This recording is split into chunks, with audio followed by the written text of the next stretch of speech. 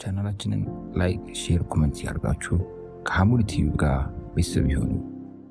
ለቤት ፈላጊዎች በሙሉ ተደራሽነቱን እያሰፋ የሚገኘው ድርጅታችን ቴምር ፕሮፐርቲስ አሁን ደግሞ በተለያዩ ቦታዎች ላይ ቅንጡ አፓርትመንቶችን ይዞ በአዋሬ በሳር ቤት እንዲሁም በፒያሳ ለእናንተ ለደንበኞቹ ከተለያዩ አማራጮች ጋር ይዞሎት ብቅ ብሏል።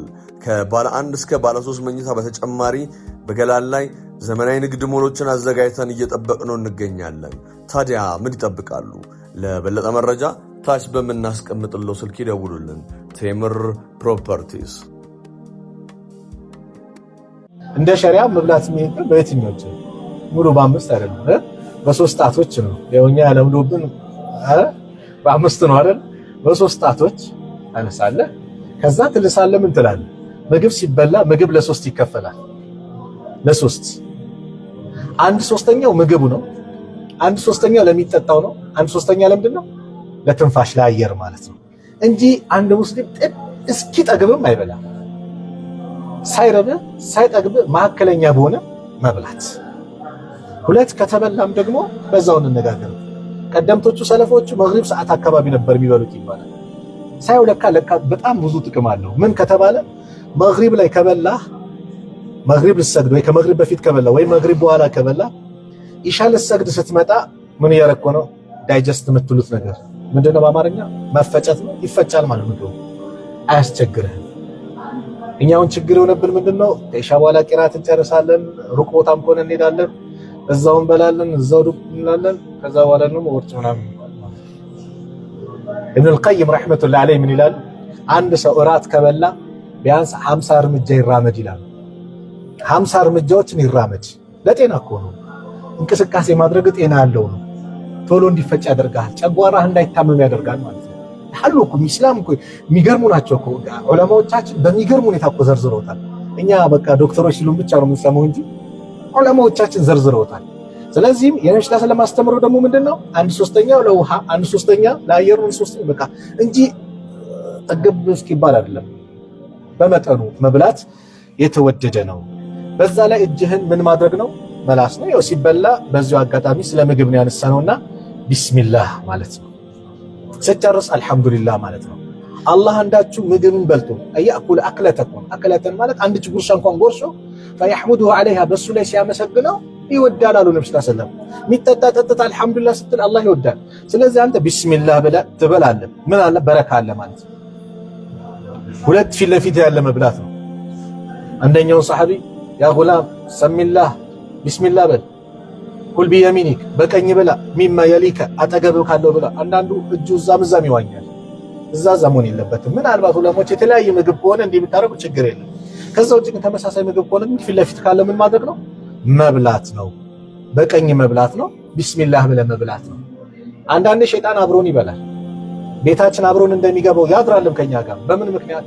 እኛ የኢስላምን አስተምሮ በራቁ ቁጥር ከኛ ጋር ረሱል ሰለላሁ ዐለይሂ ወሰለም በሐዲሳቸው እንደተናገሩት አንድ ሰው ቤቱ ሲገባ ዚክር አድርጎ ለቤተሰቡ ሰላምታ አቅርቦ የሚገባ ከሆነ ሸይጣኖች ይነጋገራሉ። ማደሪያ አጣን ይላሉ። ልክ ስገባ ቢስሚላሂ ወለጀና ወቢስሚላሂ ኸረጀና ወዐላ ረቢና ተወከልና ቢላ አሰላሙ አለይኩም ለስገባ ምን ይላሉ? ማደሪያ አጣን ይላሉ። እስቲ እራት እንጠባበቅ ይላሉ። የሚበላው ምግብ ልክ ምግቡ ላይ ቢስሚላህ ሲል ማደሪያም የለም እራትም የለም። ውልቅ ብሎ ይወጣሉ። ቤቱ ሰላም ይሆናል። እኛ ያለ ቢስሚላህ እንበላለን፣ ይሻማናል ማለት ነው። አልጠገብኩም ትላለህ።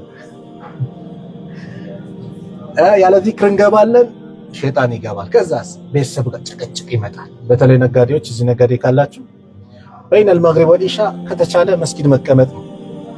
ንግድ ላይ በሆነ ነገር የተበሳጨው ነገር ካለ አንደኛ ይበርድልሃል። በቃ ውዱ ማድረግ ነው፣ ሰላት መስገድ ነው፣ ኢስቲግፋር ዚክር ማብዛት ነው። እንደዚህ ደግሞ ዒልም መማር ነው። ከዛ ሰላም ሆነ ነው የምትሄደው። ተረጋግተሃል። ቤት ስገባ ዚክር አድርገህ ትገባለህ። አለዛ ግን እዛው ንግድ ላይ እንዳለ እንደተጣላህ ከገባህ ምንም አታውቀው ሚስትህ፣ ልጅ፣ እናት፣ አባት እነሱ ላይ ቀዳ ታወጣለህ ማለት ነው። እዛ ከነጋዴ ጋር የተጣለው እነሱ ላይ ታካክሳለህ። ይሄ መሆን የለበትም። ስለዚህ የአላህ መልእክተኛ ነብዩ ሰለላሁ ዐለይሂ ወሰለም ምን አሉ? ኢዛ አከለ አሐዱኩም ጠዓመን አንዳችሁ ምግብን የበላ እንደሆነ ፈላ የምሳህ የደሁ እጁን እንዳይጠርገው በሶፍትም በጨርቅም በውሃም በለው ማለት ነው። ሐታ የልዓቀሃ ማለት እስከሚልሳት ድረስ እጁ አው ዩልዒቀሃ ወይም እስከሚያስልሳት ሌላ ሰው መላስ ይችላል ማለት ነው። ግልጽ ነው አይደል? ይሄ ኩራት እንዳይኖር ያመላክታል ማለት ነው። ሐታ ምግብም ከወደቀ ከምግብ ጋር ስለሆነ እንጨርሰው። ምግብም ከወደቀ ያችን ምግብ ምን በሉ ብለዋል? አንሷትና ቆሻሻ ያለባትን ቦታ ጠርጋችሁ ምን በሉት ብሏት፣ ለሸይጣን አትተዋት አሉ ነብዩ ሰለላሁ ዐለይሂ ወሰለም። ይሄ ምንድነው? ምን ያህል እስላም ማባከን የሚባለው ነገር እንደሚጠየፍ። ወኩሉ ወሽረቡ፣ ብሉ ጠጡ፣ ወላ ቱስሪፉ፣ አታባክኑ። ለምን? ኢነላህ ላ ዩሂቡል ሙስሪፊን፣ አላህ አባካኞችን አይወድም። ኢነል ሙበዚሪን ካኑ ኸዋኑ ሸያጢን። ሙበዚር ማለት አባካኞች እኮ የሸይጣን ወንድሞች ናቸው ብሎ ነው ሱረቱ ኢስራ ላይ ገለጻቸው። ስለዚህ አንተ ሸይጣን ወንድሞች ትፈልጋለህ? አታባክን፣ በአቅም መሆን ነው። አንዳንዴ ብፌ ይሄ የሚነሳበት ምግብ ቤት ካያችሁ አንዳንዱ ላኢላሃ ኢላላህ የምን ተራራ ያክለዋል፣ ያሳክሉ ላይ ድረስ እንትን ይላል። ከኋላ ያለው ሰው እዛ ከሚያነሳ ከሱ ቢያነሳ ይቀለዋል። እንደዛ መሆን በልክህ መሆን አለበት። ስታነሳ የምታስተርፈው መሆን የለበትም። በቃ በልክ አንሳ፣ ካልጠቀም ተነስተህ መጨመር። በቃ ይሄ ነው። ማባከን የለም። ለሌላው ንጹህን መተው የተሻለ ነው። ስለዚህ ምግብ ነክ ነገሮችን በዚህ አሳጥረውና ኪታባችን አዲስ ባብ አመጣ። ደግሞ ኪታቡል አጥዒማ ስለ ምግብ ሆኖ ደግሞ ባቡን ላይ ምን ባቡ ሰይዲ ያለ ቀጥሎ ስለ አደን የሚያወራ ስለሚታደኑ ስለሚያድኑ አካላት ማለት ነው። የሚታደኑ ነገሮች ምንድነው ከተባለ ያው የዱር አራዊቶች የመሳሰሉት በቀስት በለማዳ ውሻዎች አድነውላቸው ያመጡላቸዋል። በኢስላም ግን በሸሪዓ ይህ ነገር ምንድነው ከተባለ አንተ ሩጠ መድረስ ማችለው አጠገቡ ደማረን ማችለው ነገር በቀስት መያዝ፣ እንደዚሁም ደግሞ በለማዳ ውሾች መያዝ። ከዛ በኋላ ደግሞ የራሱ መስፈርት አለው። ምን አይነት መስፈርት ከተባለ አንደኛ ቀስትን ስትለቀው የአላህ Subhanahu Wa Ta'ala ስም አውስተ ነው ቢስሚላህ ብለህ ነው መልቀቅ ያለብህ። ውሻንም ስትለቀው እንደዛው ነው። ሐዲሱ በዚህ መልኩ ይመጣል። በቁርአን በሐዲስ የመጣ ነው። ወኢዛ ሐለልቱም ፈስጣዱ፣ ከሐጅ ስራችሁ የተፈታችሁ ጊዜ ምን በሉ ፈስጣዱ፣ አድኑ አለ አላህ Subhanahu ወደ እደና ሂዱ። ሐጅ ላይ ያለ ሰው ምን አያደርግም ነው ኪታቡል ሐጅ ላይ እንደቀረበ ማደን አይችልም። አድኑልኝ ብለህ ከጠቆምክ ራሱ ክልክል ነው ማለት። ነገር ግን ሳትጠቁም ከመጣ ምንድነው ብትበላው ችግር እንደሌለው ተመልክተናል አይደል? እንደውም ነብዩ ሰለላሁ ዐለይሂ ወሰለም በአንድ ሐዲስ እኛ ምንድነው ኢህራም አድርገናል እኮ ብሎ የመለሱበት ነው። ሁለት ማመላከትም የለም። ኡሂለ ለኩም ሰይዱል በሕር፣ እዛው ባህር ላይ ያሉትን የሚታደኑ ነገሮች እንድታደኑ አላህ ፈቅዶላችኋል ብሏል። ይሄ ኢስላም ያገራው ነው። አንዳንዴ ማትይዛቸዋል። ጥንቸላውን ለምሳሌ ልትይዛ በጣም ፈጣናታ በቀስትህ ልትይዛት ትችላለህ፣ መተህ ማለት ነው። ይሄን የመሰሉና መሰል ባቦችን የሚያብራራልን ምንድነው ሐዲስ ነው ማለት ነው። በዚህ ባብ ላይ የመጀመሪያው ሐዲስ ከኪታቡ ደግሞ الحديث الثاني والثمانون بعد 300 ከ300 በኋላ 82ኛው ሐዲስ 382ኛው ሐዲስ ባቡ السيد ላይ ግን የመጀመሪያው ሐዲስ የሆነው عن أبي الثعلبة الحشني رضي الله عنه قال أتيت رسول الله صلى الله عليه وسلم فقلت يا رسول الله إنا بأرض قوم أهل كتاب أفنأكل في آنيتهم وفي أرض سيد أسيد بقوسي وبكلب الذي ليس بمعلم وبكلب المعلم فما يسله لي ألاته. إيه أبي ثعلبة الحسني رضي الله عنه قال أتيت رسول الله صلى الله عليه وسلم يا الله ملك تنيا نبي عليه الصلاة والسلام زندمت فقلت ألقاته يا رسول الله أنت الله ملك تنيا وين إنا ألاته بأرض قوم أهل كتاب بأهل الكتابات مدر لين من نورهم يهودانا نصاروች የበዙበት የበላይነታቸው ያለበት ማለት ነው። ምን ኖረው እዛ ነው።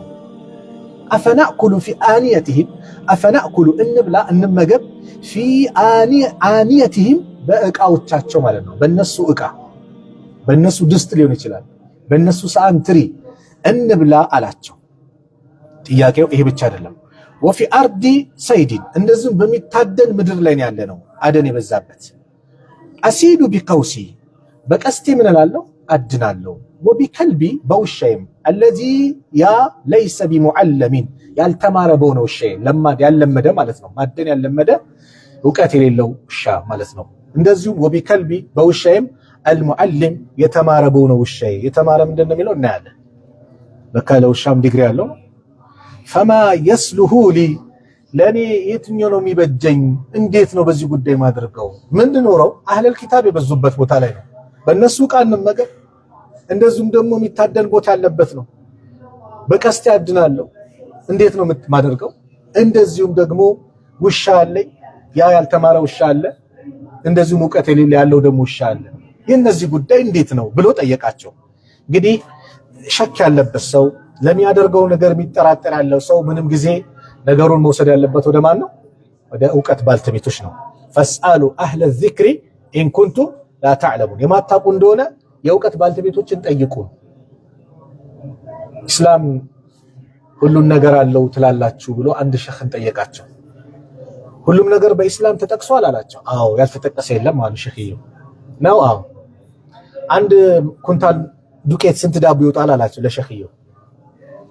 ሸኽየው ደግሞ ዳቦ ቤት ሄዱና ዳቦ የሚጋግረው አንድ ኩንታል ዱቄት ስንት ዳቦ ይወጣል አሉት። ይሄ ጠያቀው እኔ ዳቦ ቤት ሄደ ጠይቃልኩ እንዴ? ራስ ከቁርአን ከሐዲስ እንድትነግረኝ ነው። ቁርአኑ እኮ ነው የኔ ያዘዘኝ። ምን ብሎ ፈስአሉ አህለ ዚክሪ ኢን ኩንቱም ላ ተዕለሙን፣ የማታውቁ እንደሆነ የዕውቀት ባልተቤቶችን ነው። ስለ ሕክምና ከሆነ ዶክተሮችን ጠይቃለን አይደል? ስለ መኪና ምናምን ከሆነ የገራጅ ባለሙያዎችን ጠይቃለን፣ የመኪና ባለሙያ መካኒኮችን ጠይቃለን። ስለ ዳቦ ቤት ከሆነም ደግሞ ያን ሊጡን አብኩቶ ዳቦ የሚጋግረው ሰው ልምድ ስላለው አንድ ኩንታል ስንት ዳቦ እንደሚወጣለት ያውቀዋል። እሱን ትጠይቃለህ ማለት ነው። ይሄ ነው ኢስላም ያዘዘኝ። ስለዚህ ኢስላም ለሁሉም ነገር መፍትሄ አለው። አንተ ሁሌ እንደምናገረው ዳቦ ለመግዛት ብለህ አትሄድም፣ ጋራጅ ቤት አትሄድም አይደል? በቃ ለሁሉም አህል አለው። ይህ ሰው የሚኖርበት አካባቢ አህለል ኪታብ የበዛበት ነው። እነዚህ አህለል ኪታብ የበዙበት ቦታ ላይ የነሱ ዕቃ ይበዛልና በእነሱ ዕቃ እንብላ ወይ። እንደዚሁም ያለውበት አካባቢ የሚታደንበት ቦታ ነው። በቀስት ያድናለሁ። ውሾች አሉኝ፣ የተማሩ ያልተማሩ፣ በሁለቱም እንደዚህ ያድናለሁ። ፈማ የስሉሁ ሊ፣ ለኔ ምንድነው የሚበጀኝ? ምንድነው መፍትሄው? ምንድነው ማድረግ ያለብኝ አላቸው። ቃለ አማ ማ ዘከርተ ማለት ያኒ አንተ ያወሳኸው አሁን የጠየቀው ስለምኑ፣ ስለ ዕቃው እንደዚሁም ስለሚታደኑ ነገሮች፣ ስለ ዕውቀት ስላላቸውና ዕውቀት ስለሌላቸው ስላነሳቸው ውሻዎች ጉዳይ ያኒ ማለቴ እንደማለት ነው።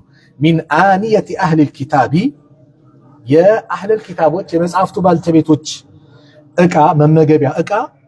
ፈይዛ ወጀድቱም እናንተ ያገኛችሁ እንደሆነ ገይረሃ ከሱ ውጭ ሌላ ያገኛችሁ ከሆነ ፈላ ታእኩሉ ፊሃ በሱ እንዳትበሉ፣ ሌላ የምታገኝ ከሆነ አማራጭ ካገኘ። ወኢን ለም ተጅዱ የማታገኙ እንደሆነ ግን ፈግሲሉሃ እጠቧት አሉ። ማጠብ ያስፈልጋል ዕቃውን። የተለያዩ ነገሮች ሊነጀሱ ስለሚችሉ ኺንዚር ይበሉበታል፣ ኸምር ይጠቀሙበታል፣ የመሳሰሉት በቃ ምንም ለነጃሳ ምን ሊያደርጉ ይችላሉ፣ ላይጠነቀቁ ስለሚችሉ ምንድነው ፈግሲሉሃ እጠቧት፣ ወኩሉ ከዛም ብሉ፣ ፊሃ በሷ ብሉ አሉ። ማብራሪያውን እናያለን። እንደዚሁም ደግሞ ወማ ሲርተ ቢቀውሲከ በቀስትህ ደግሞ ያደንከው የላከው ፈዘከርተ ስመላህ የአላህን ስም ያወሳህ እንደሆነ ዐለይሂ በሱ ላይ ፈኩል ብላ አሉት። ቀስትን ስትለቅ የሚታደን ጥንቸል ነበረ ወይ ደግሞ የሜዳ ምን አህያ አለ አይደለ? ከሆነ ምን አድርገዋል? ቀስትህን ለቀኸው ከሆነ ምን ብለህ ቢስሚላህ ብለህ ከለቀቀው ልክ ቢስሚላህ ብለህ እንዳረከው ነው እንዳረድክ ይሆናል። ስለዚህ ምን አሉ የአላህ መልእክተኛ ነብዩ ሰለላሁ ዐለይሂ ወሰለም ወማ ሲድተ ቢቀውሲከ በቀስትህ ላከው ወርከው ያደንከው ፈዘከርተ ያወሳህ እንደሆነ ኢስመላህ ዐለይሂ የአላህ ስም በሱ ላይ ከሆነ ያወሳህ እንደሆነ ፈኩል ብላ አሉት። ኢስመላህ ማለት ቢስሚላህ ብላ ማለት ነው። ፈኩል ብላ። ወማ ሲርተ ቢከልቢከል ሙዐለሚ እንደዚሁም ዕውቀት ባለው ምን ውሻህ የላከው ፈዘከርተ እስመላሂ ዐለይሂ በሱ ላይ የአላህ ስም ቢስሚላህ ብላ ውሻውን የላከው እንደሆነ ፈኩል ብላ አሉት። ወማ ሲርተ ቢከልቢከ ገይሪል ሙዐለሚ ዕውቀት በሌለው ውሻህ ደግሞ የላከው ከሆነ ልከዋል ምን ብለዋል? አድኖልሃል። ፈአድረክተ አንተ ግን የደረስክበት እንደሆነ ዕውቀት የሌለው ከሆነ ፈአድረክተ የደረስክበት ከሆነ ዘካተሁ ማለት ማረዱን የደረስክበት በህይወት እያለ ማረዱን የደረስክበት ከሆነ ፈኩል ብላ ያረድከው እንደሆነ አንተ ራስም አልደረሰበት። ለማዳ የሚባለው ውሻ ምንድነው ዕውቀት ያለው ከተባለ ሂድ ሲባል የሚሄድ አድን ሲባል የሚያድን እውቀት ያላቸው ውሾች አሉ። አሁን አይታችኋል? የልምድ ያላቸው የፖሊሶች ውሻዎችን አይታችኋል? ምንድን ነው የሚያድኑት? እጽ ያሉት አሽሽ ካለ ምናምን እንትን ይላሉ። አይታችኋል? ይዞ ይላሉ እንዲያሸተቱ ምን እያሉ እዚህ ቦታ ላይ ያችን ቦታ እንትን ይሏታል። ይሄ ልምድ ያላመዷቸው ናቸው። ይሄ ልምድ ያለው ውሻ ማለት ምንድነው? በዛ ጊዜ የነበረው ሂድ ይለዋል አይደል? ያድናል። አንድች ስጋ አይበላም ለራሱ ውሻው አድኖ ይዞለት ይመጣል። አንድች አይበላም። በቃ አማና የሚጠብቅ ማለት ነው አጭሩ። አንድች ስጋ አይበላም። ለማዳ የሚባለው እውቀት ያለው ውሻ የሚባለው ያ ነው። በዛ ጊዜ አንድች ስጋ ምን አይልም፣ አይነካትም፣ አይበላም። ለአለቃው ለእሱ ለባለቤቱ ይዞለት ይመጣል። ይህንን ውሻ ሲልከው ፈዘከርተ እስመላህ ዐለይሂ በሱ ላይ አላህን ስም አወስተበት ከሆነ ምንድነው ፈኩል ብላ አሉት። ወማ ሲተ ቢከልቢከ ገይሪል ሙዐለሚ እውቀት በሌለው ውሻ ከሆነ ግን የላከው ምን እውቀት በሌለው ውሻ ምን ቀረ? ፈአድረክተሁ አንተ ፈአድረክተ የደረስከው እንደነ ዘካተሁ ፈኩል ማረዱን የደረስክበት እንደሆነ ብላ አሉት። ላይ ከላይ ሲጀምር እንግዲህ ሷሐቢዩ ሲጠይቃቸው የአህለል ኪታብ እቃዎችን መጠቀም እንዴት ነው ተብሏል። እንግዲህ የአህለል ኪታቦች እቃ መጠቀም ማለት ያው ቅድም በገለጽኩላችሁ አይነት የተለያዩ ጥንቃቄዎች ላይኖሩ ስለሚችሉ ሐዲሱ እንዳስተማረን ፈኢዛ ወጀድቱም ገይረሃ ከሷ ውጭ ሌላ የራስን አማራጭ ካለ ፈላ ተእኩሉ ቢሃ በሷ አትብሉ ነው ተባለ። የራስን እቃ መጠቀም ዛሬ እኮ ያንተ እቃ ድስትህ የሆነ ነገር አለው ከተባለ ምንድነው እስከ መጸየፍ ይደረሳል አይደል እንዴ? ይንቁታል እኮ አይደል? ስለዚህ አንተ በራስህ ተብቃቃ። የራስህ ካለ በራስህ መብቃቃት ነው። ሌላ ቦታ መሄድ አያስፈልግም። ይህ ሰሐቢዩም እንደ ምክንያት ብሎ የተናገረው ምንድነው? እኛ ያለነው የት ነው ያለው? ኢና ቢአርዲ ቀውሚ አህሊል ኪታብ እኛ የመጽሐፍቱ ባልተቤቶች ይሁዳና ነሳራዎች የበዙበት አካባቢ ላይ ያለነው እና በእነሱ እቃ መጠቀም እንዴት ነው መብላት እንዴት ነው ብሎ ነው አብዛኛው ምንድነው ማጆሪቲ የሚታየው እዛ ነው። ዛሬ ላይ ግን ያው ጥንቃቄዎች አሉ። ለምሳሌ ካፌ ገብተህ ብትጠቀም ምን ብትል ጥንቃቄዎች አሉ። በመንግስት በጤና ሚኒስቴር በለው ምናምን ንጽህናው እንዲጠበቅ ግዴታ ተደርጎባቸዋል አይደለ? ያ ቁጥጥር ስላለ መጠቀም ትችላለህ። ባይሆን እዛች ቦታ ላይ ስገባ ኸምር አለ የለም ጥንቃቄ ያስፈልጋል። ለምን ከተባለ አንድ ሙስሊም ኸምር የሚስተናገድበት ጠረጴዛ ላይ ሊስተናገድ አይገባም። አንተ ሙስሊም ነህ፣ የአላህን ትእዛዝ የምትፈጽም ነህ። ኸምር እየተጠጣ የኸምሩ አጃቢ ልትሆን አይገባም። እዛች ቦታ ላይ ልታማሙቅ አይገባም። ደጋፊም ልትሆን አይገባም። ከኸምር ውጭ ያለበት ቦታ ላይ ግን ሄደህ የሌላ አካላቶች የሚሸጡት ነገር ከሆነ መጠቀሙ ችግር የለውም። መብላት መጠጣቱ እዛው ምኑን ለምሳሌ ሻይ በዳቦ ልትበላ ትችላለህ፣ ኬክ ነገር ልትበላ ትችላለህ። ካፌ ውስጥ ነው የገባው ምን የለም ኸምር የለም። ዛሬ ግን አላህ ይሁን በቃ በየካፌው ማለት ይቻላል ፍሪጅ አዘጋጅተው ምን አስቀምጠዋል፣ ኸምር ማስቀመጥ ጀምረዋል። እና ከባድ ጥንቃቄ ይፈልጋል። ምን ሐዲስ ቀርተናል? የዘፈን ዳርዳሩ ምናምን የሚባል ነገር አለ አይደል? ኸምር ዙሪያ ላይ የሚቀመጥ ሰው ነገ ሊወድቅ ይችላል። አለመላመድ ነው፣ መራቅ ነው። አሻሚ ነገሮችን ሹብሃት ነገሮችን የተጠነቀቀ ሐራም ነገሮች ላይ ይጠነቀቃል። እርግጠኛ ይሆናል። ግን ሹብሃት ላይ ወደቀ ግን ሐራም ላይ ይወድቃል።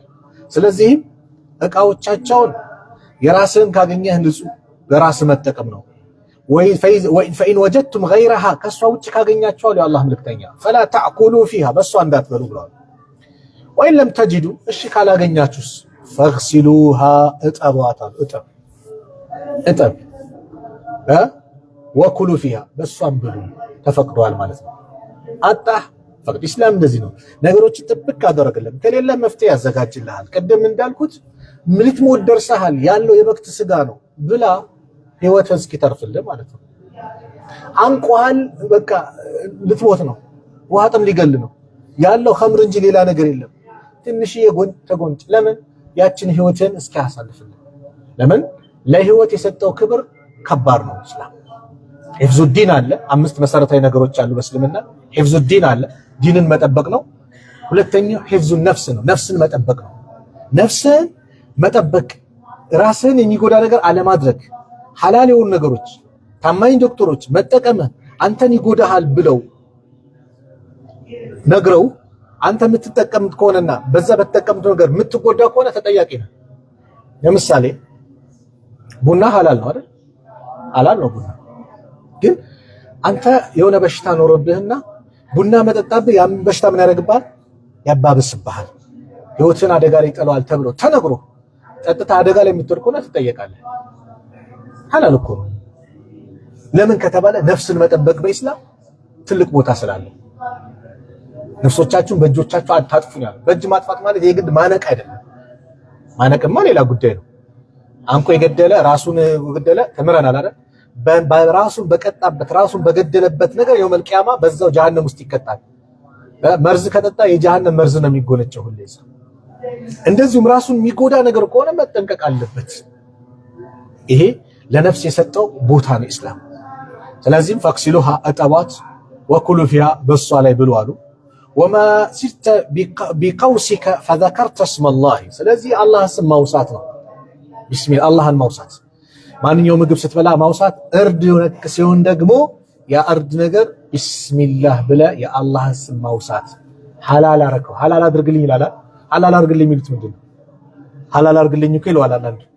ቢስሚላህ አላሁ አክበር ብለህ ረድልኝ ነው እኮ። አንዳንድ ማረድ ማይችሉ ሰዎች ምንድን ነው ሐላል አድርግልኝ ይለዋል።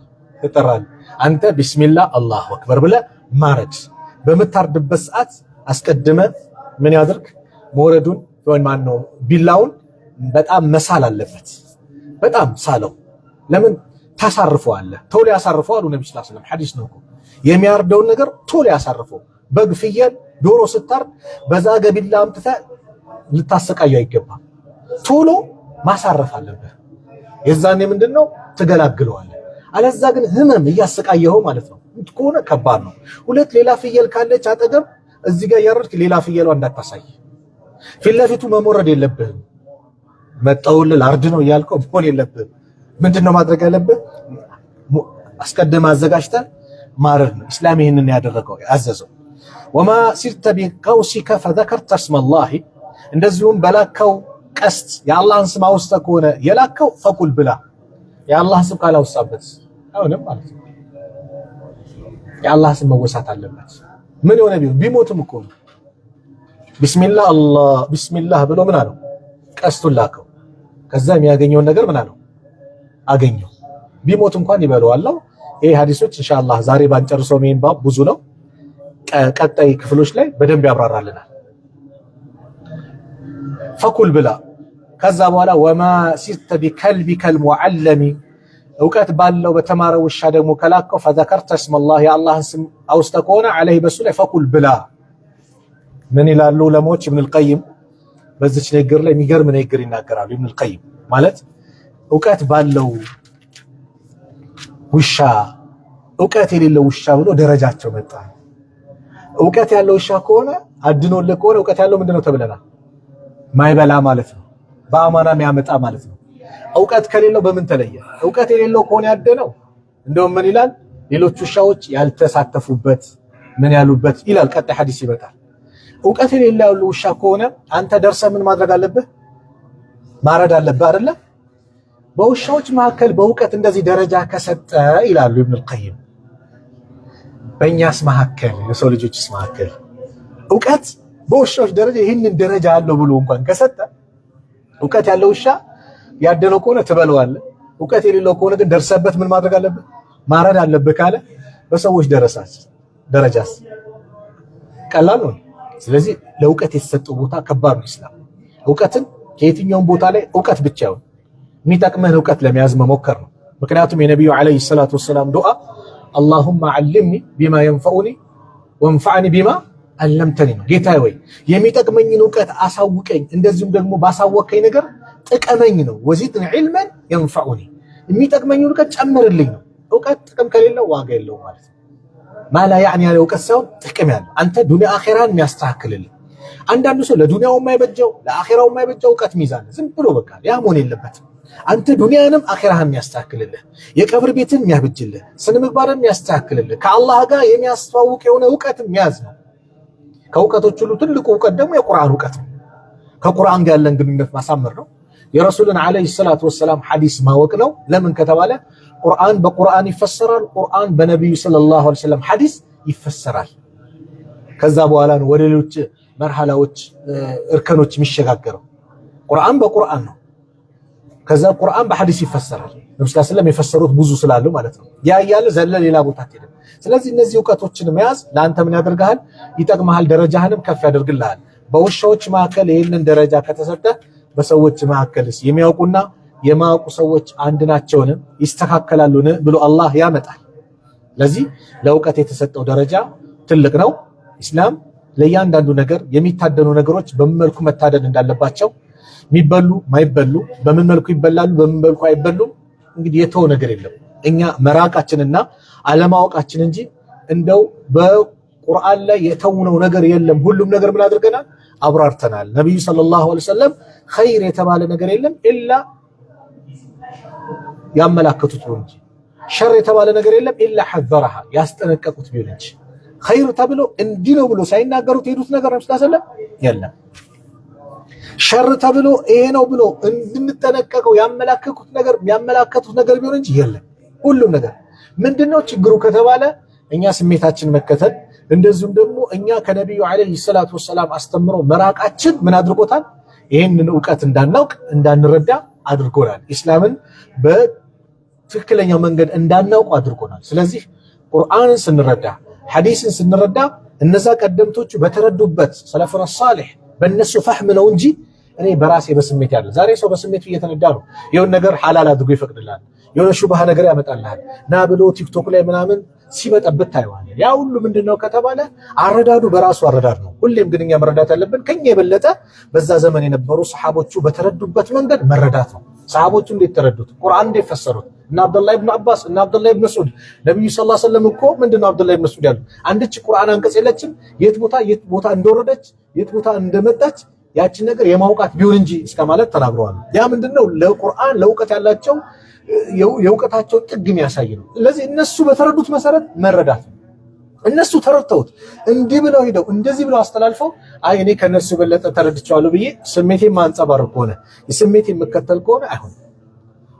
ስለዚህም አንዳንድ ሰው አሁን በተማርናቸው ትምህርቶች ላይ የጥንቸል ስጋ ሐላል ነው ብሎ ሲነገረው ጸባሽና መጣችም ይላል።